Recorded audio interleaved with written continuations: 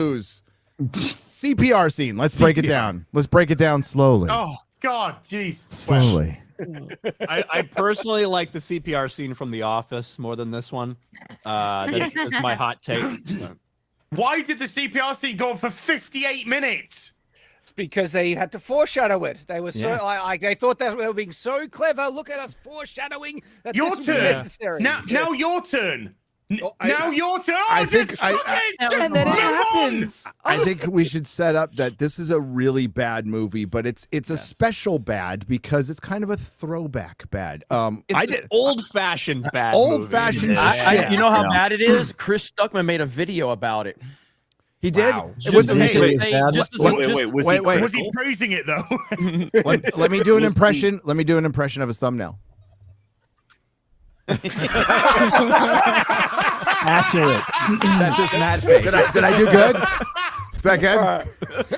There is a slight hint of maybe a possible bit of emotion somewhere at some point. That was really good, Gary. Thank you. Thank you. No, he basically I watched the first couple minutes of this video because he basically clickbaited. He's like, I have to talk about this, and it was Matt Webb in the thumbnail. But he was basically giving the filmmakers a break and blaming the studio. That was his way of talking bad about this bad movie without criticizing the movie and blaming the female director.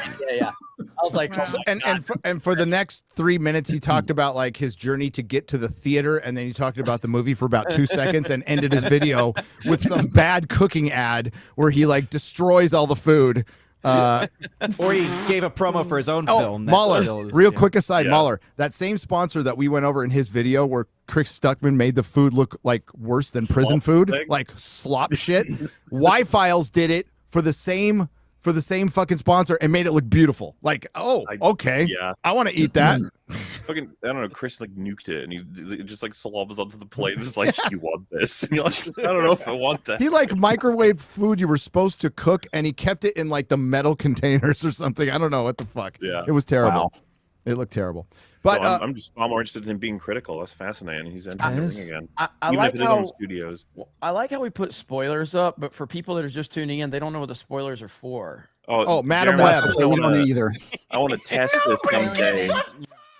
This would be the show for it, right? We should at halfway point. I'm just gonna make up something that happened, and you've all got to play along, and we see if the audience believe us. Oh, here's a spoiler. That's a good idea. Sweeney doesn't get her tits out. That's the only spoiler you need to know. Red carpet was better than. Yeah. I didn't watch the last 15 minutes. Do you guys know if Dakota Johnson ended up getting with Christian Grey or not? I did see that when she ran into the fucking ironing board factory, nobody could tell her apart. You know, the funny thing is, when we talked about this trailer when it came out 4 months ago, I kind of spoiled it then, because when we saw the slight images of the girls in their actual spider outfits, like their superhero costumes, I said, it all looks like that fuzzy vision shit. I said, they what had a happens? filter on it. Yeah. And I said, what happens if, like, to me, when I watch this trailer, I think that might be the only time we see them in their suits. It might only be in visions. They might not actually be superheroes in this entire movie. And that's exactly what fucking happened. Exactly. Wow. And, like, that is so disingenuous. That's like a massive bait and switch. The only thing in that trailer that might attract a regular comic book audience is like, hey, cool superhero action in cool outfits.